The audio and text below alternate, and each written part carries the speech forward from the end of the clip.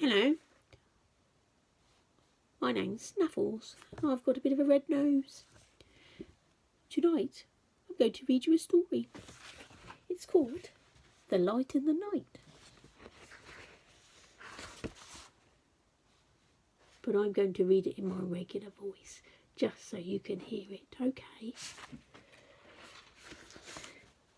Betty loved the night time, for with the night time, the most magical stories came.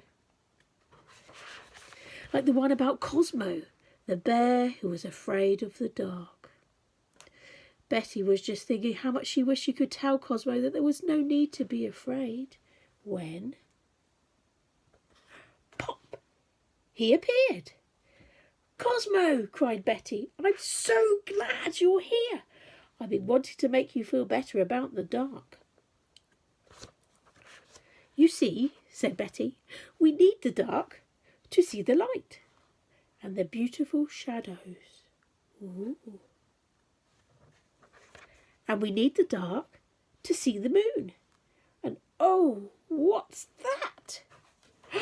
"I think it wants to show us something," said Betty, and she followed the dancing light, holding tight to Cosmo's hand. The light was twisting and turning, leading them deeper and deeper and deeper into the wood, until they arrived at a cave. "Well, I certainly can't go in there," said Cosmo.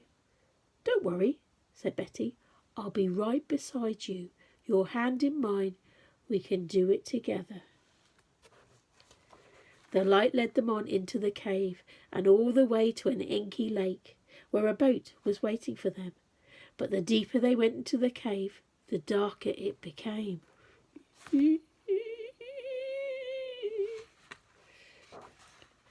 "Oh, bother," whispered Cosmo.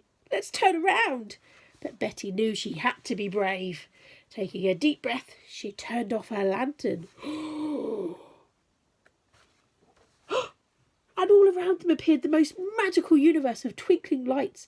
It felt like the safest place they could possibly be. Look, twinkling lights, can you see?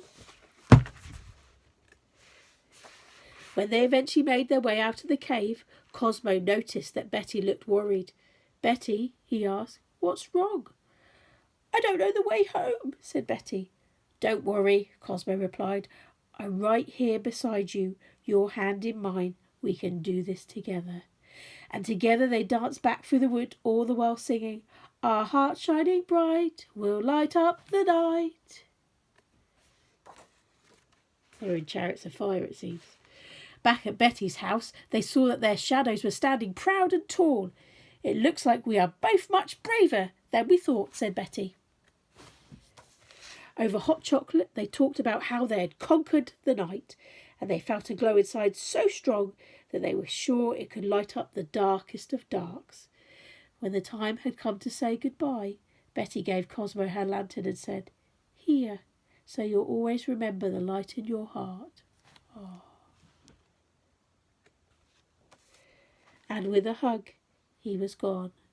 The next morning, Betty wondered if it had all just been a dream, but when she opened her book,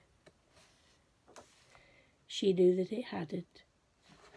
Cosmo's cave.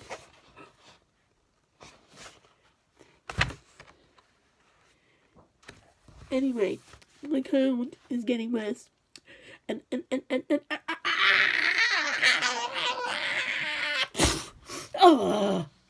Oh, that's better. Anyway, night-night, my beautiful princes. Sleep well. Daddy loves you.